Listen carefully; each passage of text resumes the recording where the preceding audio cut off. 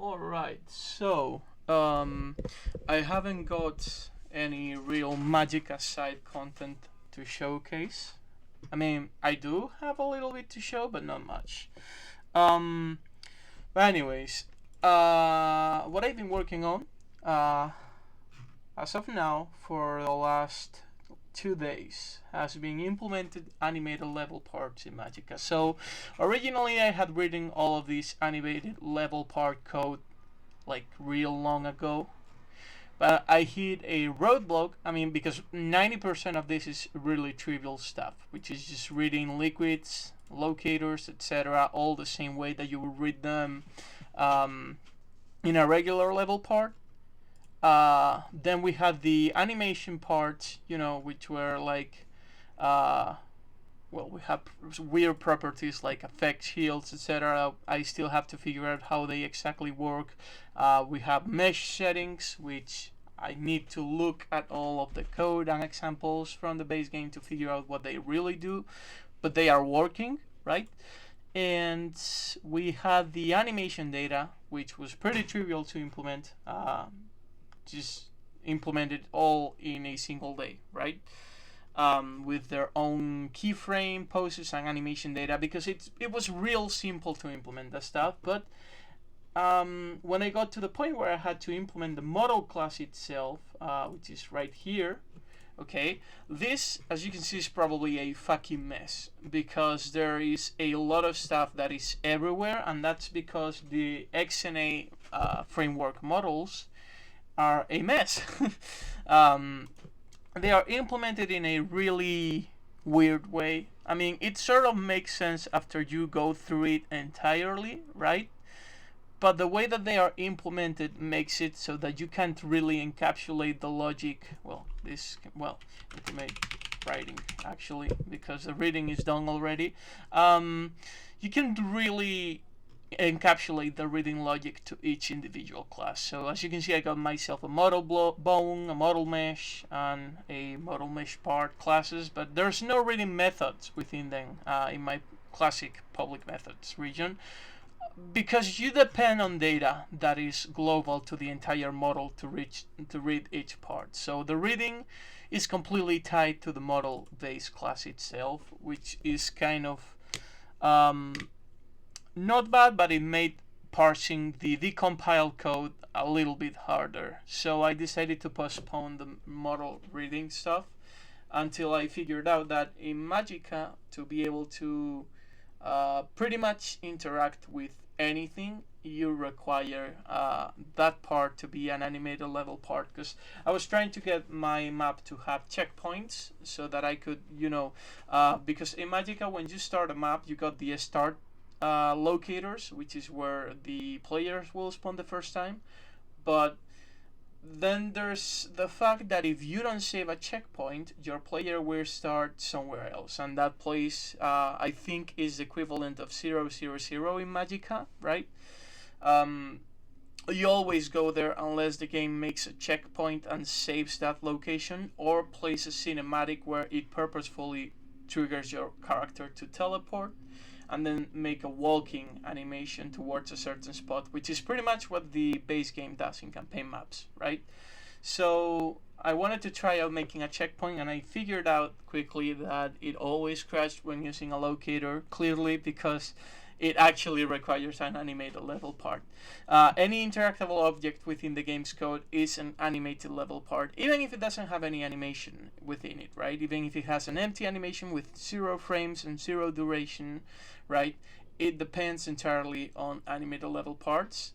And this model class right here, which is kind of bad, because I had to spend a long time implementing all of this and figuring out what it actually means, because just copy pasting the decompiled code line by line and just getting it to work is not enough. You need to actually understand what is going on so that you can deserialize all of this stuff into a readable format and actually use it later on for the exporter, right?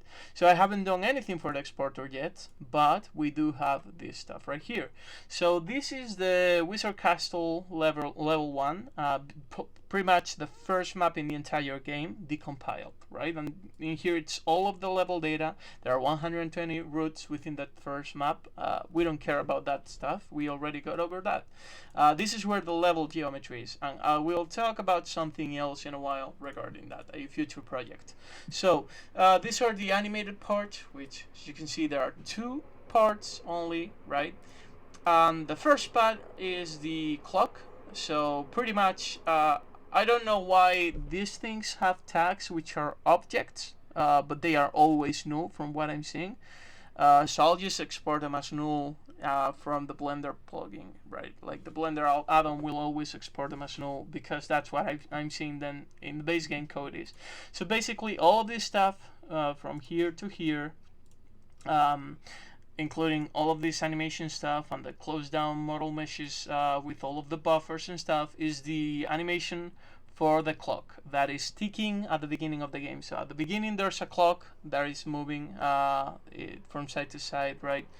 So that's the clock. That's the one. And this other thing right here that's named anim highlights is actually very interesting because, as I said before, all interactable objects are animated level parts, right?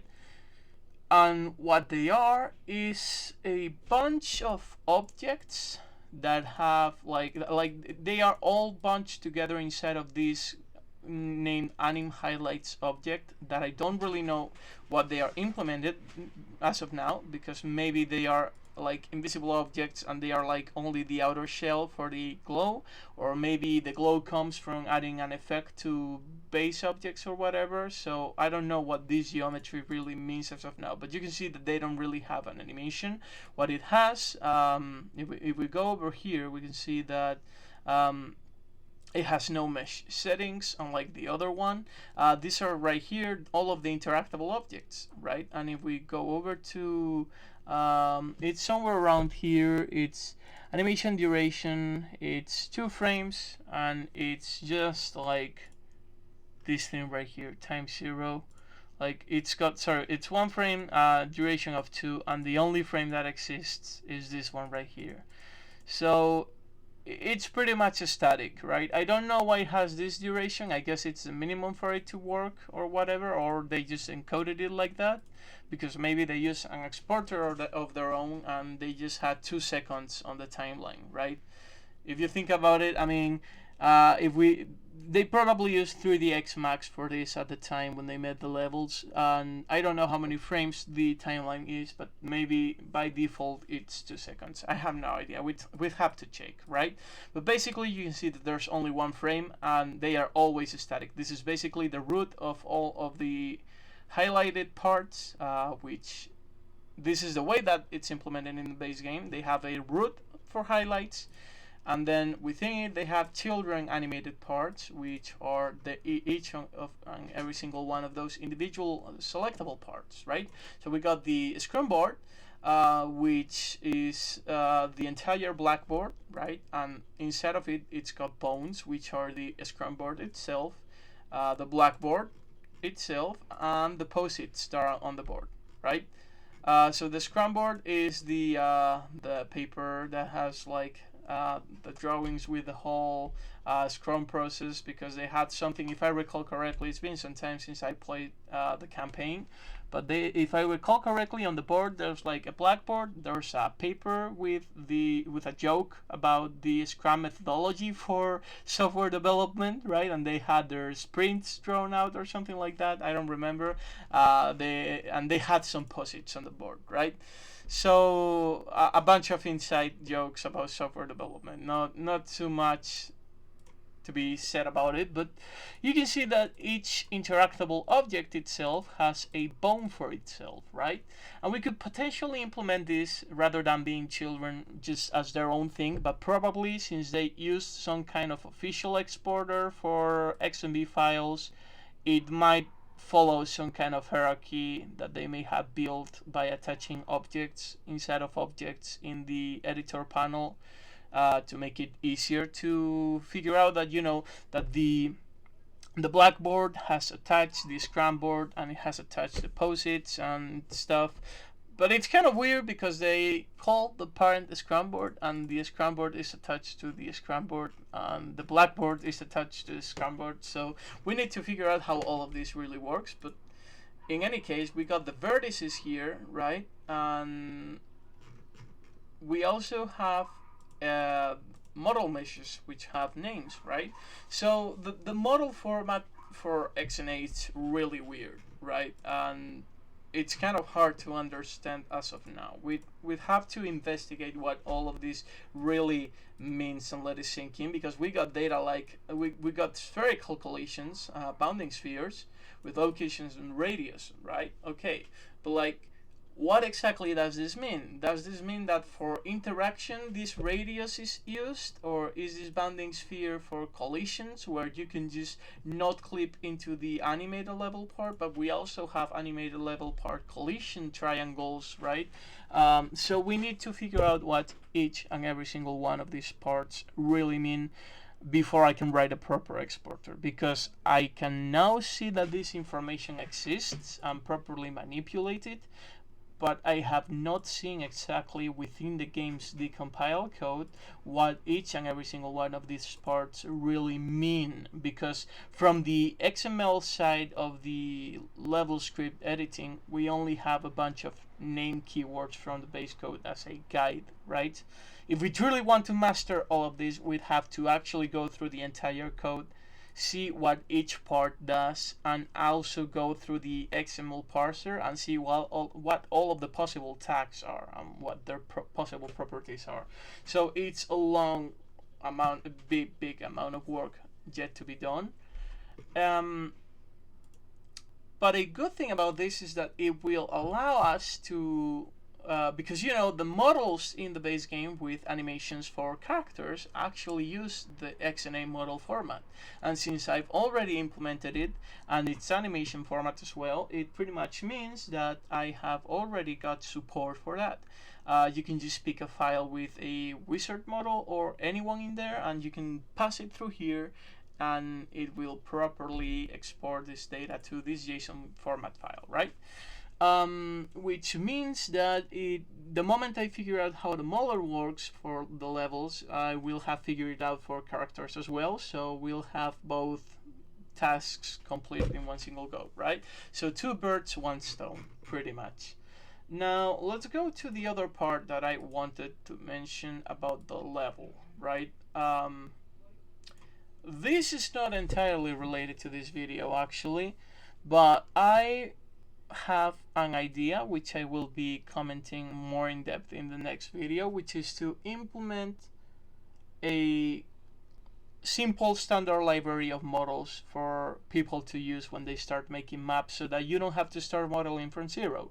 And obviously I'm not going to make every single model myself. I will be adding some of my own, right?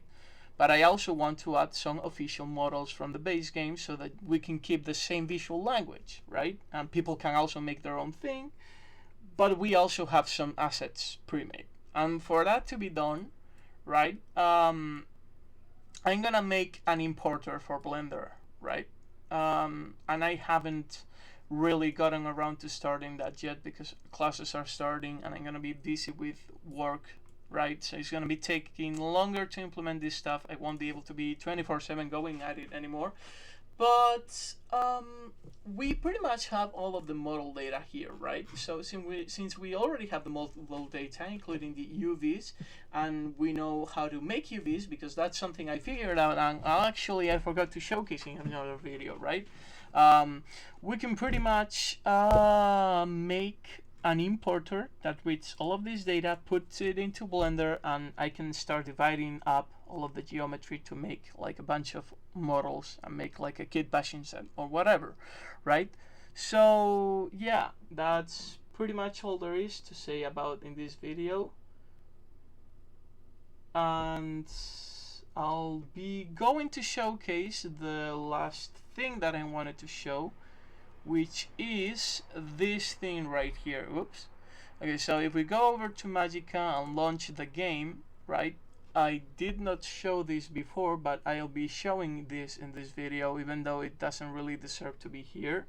Like, this is content that feels more like it should be in a video of its own, but I'll be talking about it here, right? Because I don't know. I really feel lazy about recording another video, but I really want to show this. So, if we go over, I still have the weird textures going on. Oh, also, that's another thing. I did figure out how to change the text name for the levels and stuff like that, but I haven't gotten around to doing that yet. I'll be making a whole video about it. I'm probably making another tool for that. Even though it's not really necessary because you can just write stuff on your own, but whatever. So what I wanted to show is that I've gotten around to implemented models, right? So these models I made entirely on my own. The only thing that it's not mine is the textures, right? So they don't have collisions yet, but we already know that it's pretty trivial to make collisions, but I want to make an automatic collision system, right? And well, you can see that there's a small level of detail that is not really necessary. For example, I don't know if it's easy to see, but you can see that those edges around the crates, like they are bumping outward, right? Which is not really a detail that we can see from here unless I add proper lighting, right? But anyways, these are models made using the base game textures, and it's pretty nice. But again, I'm not going to make a model for each and every single texture in the game, right? It's already going to be enough work to create an individual material so that you can start making maps easily with it without having to go crazy, right? Like making a standard library of materials. So this is what takes me to the whole point about wanting to implement a standard library of models ripped from the base game, right? So yeah, that's all I really wanted to showcase. There's not much to be said else, right? We could go over to the folder where I got all of the textures exported. I think I haven't talked about this, but I did make my texture exporting tool work recursively over folders. So pretty much you can just copy paste your textures folder from the base game somewhere, use Magicka text, my texture exporter tool, and pass it through it, and it will export each and every single texture and keep the folder structure, right? So if we go ahead and copy this folder a moment, because I don't want to lose it, right? We got a little bit of a disorganized structure in here, but if we head over to unpack, we got our textures, objects, nature, and this is where the XMB files are located. Basically, this is the entire textures folder from the base game, right? And when we run the tool, we go to unpack, and we got all of the textures unpacked completely. And it keeps the same folder structure, so you can pretty much just go through each and every single thing. We even got the coins from the other side of the coin DLC. Like, we basically have everything, right? You can do anything you want. All I need to figure out is what is the most correct way to make transparent objects in game without blowing up my graphics card, and it would pretty much be done, right? Like, yeah, it's pretty nice. Also, I wasn't really going to bore you with details, but for context, you may see this picture right here, okay, where it's all messed up. Nobody really cares about this, but I will explain it for anyone who really cares about technical stuff. Basically, the UVs in Magicka on the V channel, which is, if you think about UV for the textures being the x-axis in Blender, because you move stuff with GX in Blender and GY around the V-axis, right? So the V-axis, which is the Y-axis of the texture, is inverted for some reason. I don't know why. Doesn't really make sense to me, but it is the way that things work. So that's part of the things that the exporter has to do. This is just a picture I took as a reference when I was trying to figure out why things were wrong. So I spent some time rotating the texture and inverting the axis, and that's it. Like in 10 seconds I could just say, oh, okay, it's inverted around the y-axis. and just add a minus sign to the code of the exporter and fix the problem. But like, I don't know why it is the way that it is, but it's just an interesting detail for people to have into account when they are making their UVs, which you shouldn't care about anymore when using my exporter, but like, in case any other problems come up in the future, just have into account that maybe inverting an axis could be a good fix, but don't do that. Tell me that the tool is broken when I release it, and just tell me, oh, there's this issue right here, and I'll try to fix it, right? Because most of these things can be time consuming to figure out, but they are like small details where you need to translate one value from one coordinate system to another and just perform one small calculation, right? So yeah, anyway, that's all I really had to showcase for today. Thanks for watching, I guess.